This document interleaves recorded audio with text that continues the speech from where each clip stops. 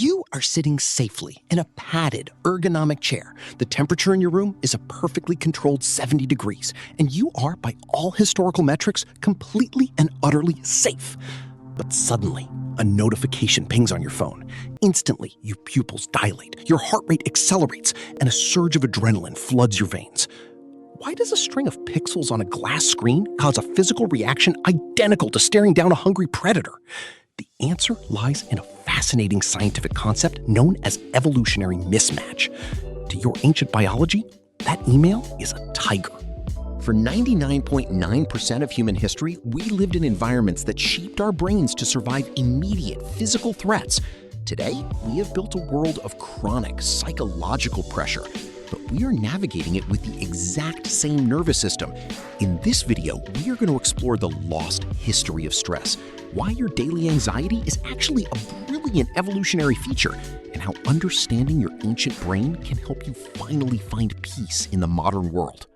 To understand why your body reacts so violently to an overflowing inbox, we first have to understand homeostasis. Homeostasis is the state of having your body in perfect physiological balance. A stressor is simply anything in the outside world that knocks you out of that homeostatic balance. For almost all of human history, and for roughly 99% of the beasts on this planet, stress has meant one thing: a short-term physical crisis. Imagine you were a zebra grazing on the savannah, and a lion leaps out of the bush. You need to get out of there immediately. Your body initiates the stress response, secreting adrenaline and a cascade of other hormones to mobilize energy. In the wild, stress is 3 minutes of screaming terror, after which it is either over or you are over. If you survive, the stress response has done its job. Your body reestablishes homeostatic balance, and you go back to grazing. Humans, however, are cognitively and socially sophisticated primates who can turn on the exact same physiological stress response for purely psychological reasons. We trigger this ancient survival mechanism with memories, emotions, and abstract thoughts. We turn on the identical physiological response as a zebra running for its life, but we do it for 30-year mortgages and unread emails. And the ultimate punchline is that this is not what the stress system evolved for. Why is the brain so sensitive? Evolutionary psychiatrists point to the smoke detector principle. Imagine you are installing a smoke detector in your house. You want it sensitive enough to detect the slightest hint of fire, even if it occasionally goes off when you burn your toast. The exact same evolutionary logic applies to human anxiety. There is a massive asymmetry between the cost of a false alarm and the cost of failing to detect a true threat. If your ancient brain triggers a panic response to a rustling bush that turns out to be just the wind, the cost is a false alarm, 100 calories of wasted energy. But if your brain ignores the rustling bush and it turns out to be a predator, the cost is everything. Because of this extreme asymmetry, evolution optimized our warning systems to generate far more false positives than false negatives. Mathematical models show an optimal biological system should generate 999 false alarms for every 1,000 panic episodes. If you suffer from frequent anxiety, you might feel like your brain is malfunctioning or that you are somehow broken. But the truth is much more profound. Your brain isn't broken.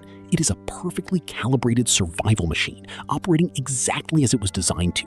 You are simply experiencing the 999 normal, mathematically optimized false alarms of a brilliant biological smoke detector. The real problem emerges when this ancient, hypersensitive smoke detector is placed into an entirely alien environment.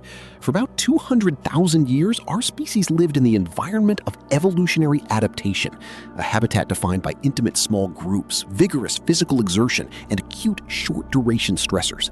Human genetics are still entirely adapted to this Paleolithic era. Instead of facing the occasional lion, your brain is now subjected to relentless, low-grade ambient stressors.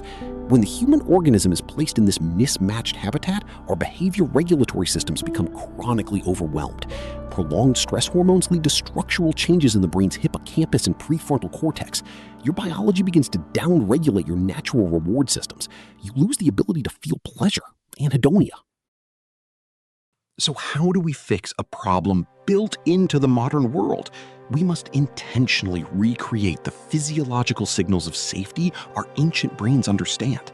Exercise isn't just about burning calories, it's the biological signal that tells your body you have outrun the lion and survived.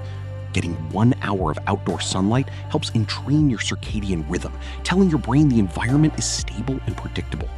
We must practice superstimuli hygiene, deliberately fasting from artificial media and processed foods. And finally, we must prioritize social connectedness, rebuild the intimate, offline small group dynamics that buffer stress. You are an ancient organism navigating an alien world. The next time your heart races at a notification, take a deep breath. Remind yourself you are not weak and your body is not malfunctioning. You are the descendant of the most successful survivors in human history, equipped with a highly tuned nervous system designed to keep you alive at all costs. The tiger may be gone, but your smoke detector remains. Your job is not to heed the alarm, but to teach your body that you are safe.